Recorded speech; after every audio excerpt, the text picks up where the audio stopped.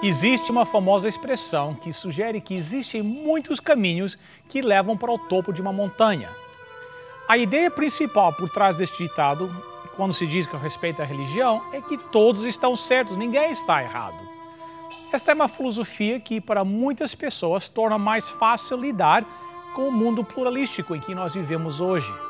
Você não precisa fazer julgamentos de valores sobre as várias religiões. Você simplesmente aceita todas elas como verdadeiras, cada uma de sua forma única. Mas contra essa tendência popular, existe a asserção de que a igreja cristã possui a verdade absoluta. No mundo pós-moderno, qual é a relevância disso? Existe mesmo mais do que um caminho que leva ao topo da montanha?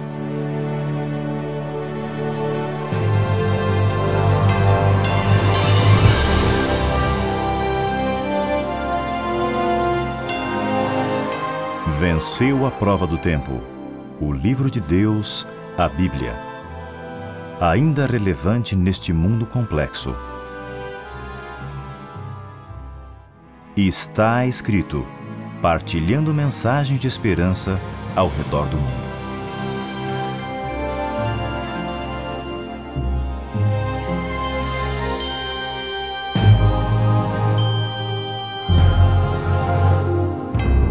Existem muitos caminhos que levam ao topo da montanha. Todas as ruas levam a Roma. A ideia é que não existe nada errado quando se diz a respeito da religião. É tudo uma questão de gosto pessoal. E a coisa mais importante é você achar a sua própria forma de expressar a sua espiritualidade. Mas quando você para considerar de forma séria esta afirmação, você percebe que existe um problema. Senso comum nos diz que nem todos podem estar certos ao mesmo tempo. Algumas das religiões mais extremas nos dizem que isso não é verdade. Quando você examina algumas das religiões mais excêntricas, você percebe que nem todo mundo pode estar certo. O que dizer sobre o homem que abduziu Elizabeth Smart? Ele era um homem religioso, mas estava ele certo? E Charles Manson, David Koresh, Jim Jones? Em cada um destes casos, ninguém seria capaz de dizer que estes homens religiosos não estavam errados. Mas você sabe que quando se diz a respeito da tendência atual em relação à religião, o pensamento moderno sugere que não é apropriado aplicar qualquer tipo de julgamento em relação às religiões. Deixe as coisas como estão, pessoas dizem, porque há evidências em todas as religiões. Hoje, o meu amigo pastor Fernando Iglesias irá me ajudar a responder essa pergunta. Pastor Fernando, bem-vindo. Muito obrigado. Prazer estar de novo. Obrigado ao 5º programa desta série. E último. O último. Que diz, será que existe mais de um caminho? Será que todas as religiões estão certas? Será que o caminho que a Bíblia explica para a salvação é apenas uma opção entre várias ou a única opção? Eu quero partir de uma ideia bíblica e nós vamos começar a explicar desde o começo, vamos partir do fim para o começo, estabelecer uma linha. E o que é isso tudo que eu estou falando? Ok, bom. Quer dizer isso aí, você vai poder tirar suas conclusões. Vamos deixar cada um tirar suas conclusões sobre o que a Bíblia fala a respeito disso aí, tá? Primeiro, Mateus 24, 14, nós não vamos procurar porque nós vão ser muitos textos, né? Ele diz assim, fala a última profecia a se cumprir antes que esse mundo termine.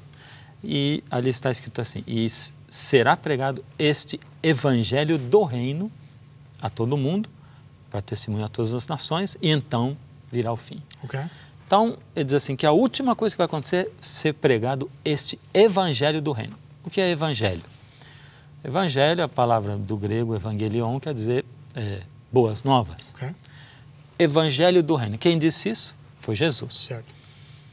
A gente vai encontrar que essas boas novas de salvação, elas foram sendo reveladas desde o início.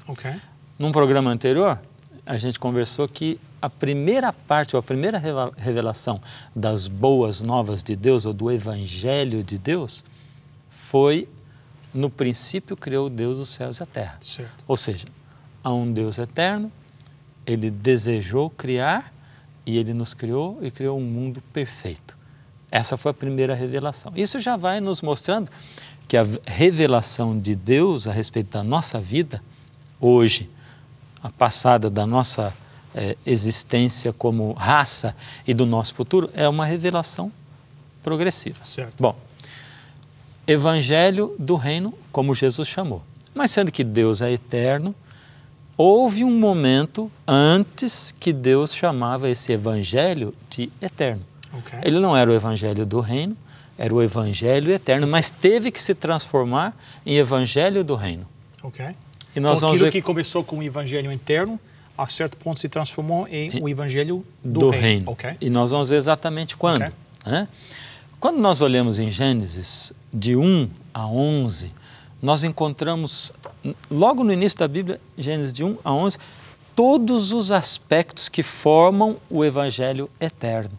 Você vai encontrar tudo isso aí. Deus desejou criar o homem, Ele é eterno, criou perfeito, o pecado entrou no mundo, isso causou morte. Certo. E quando diz morte, nós encontramos no Gênesis ali uma discussão entre a serpente, Satanás, e a mulher. Certo. Deus dizendo para a mulher, no dia em que você comer, certamente morrerás, e a serpente dizendo, certamente não morrerás. Ou seja, Deus estava declarando, você vai morrer, você vai se tornar mortal, né? Deus colocou ali um marco para que nós nos lembrássemos, um marco, uma marca, um sinal, um aniversário semanal da criação, para que nós nos lembrássemos de que Ele é o Criador. Né? Ele foi estabelecendo todas as 28 doutrinas básicas do cristianismo em Gênesis de 1 a 11. Tudo está ali. Ali está o Evangelho eterno. Porém, o pecado entrou no mundo, né? E no Gênesis a gente encontra então as boas novas do Evangelho, da salvação, mas encontra também as más novas do pecado. Certo. E como o pecado entrou no mundo. Deus havia dito para o homem, no dia em que você comer do fruto, você vai morrer. Mas o homem não morreu no dia. Não morreu porque Deus havia feito uma preparação, uma provisão, né? Mas essa provisão era o cordeiro. Deus chamou Adão, o cordeiro morreu, Deus vestiu a roupa de peles de cordeiro que Deus fez em Adão, e Deus diz, Adão provavelmente deve ter chorado daquele dia. Nunca tinha visto nada morrer. Lógico. Ele tinha amor aos animaizinhos, o cordeirinho tão simples, inocente como é. Eu imagino um Adão sujo de sangue, suor e lágrimas, olhando para Deus e dizendo, Senhor, eu matei o meu amigo cordeiro. E Deus diz, não, Adão, você matou a mim. Eu vou morrer no seu lugar. Então, Deus colocou o cordeiro, o altar, o sacrifício, como a síntese, o resumo do Evangelho, que agora, como Adão havia vendido o seu reino que Deus havia dado a ele, lembra de outro programa que nós fizemos, né? Ele vendeu a sua propriedade do reino para Satanás. O Evangelho eterno se transformou no Evangelho do reino. Porque Deus queria que nós olhássemos não para esse reino que não pertencia mais a nós, mas sim para o reino eterno vindouro. Aí, a partir desse momento, o cordeirinho, ele é a síntese do Evangelho do reino.